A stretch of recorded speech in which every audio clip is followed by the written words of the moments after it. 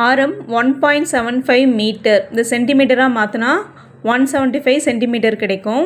இன்னும் 1 metre equal to 100 centimetre உள்ள ஓர் அரைக்கோள வடிவ தொட்டி முற்றிலும் நீரால் நிரப்பப்பட்டுள்ளது.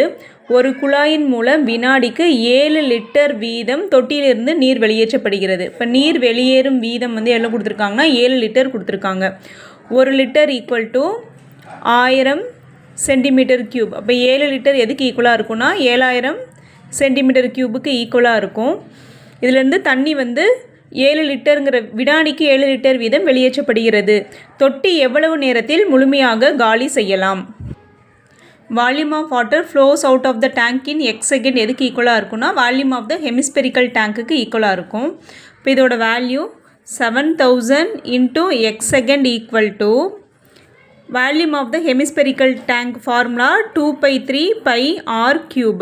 2/3 இன்ட்டு பையோட வேல்யூ 22/7, ஆரோட வேல்யூ 175 இன்ட்டு 175 இன்ட்டு 175.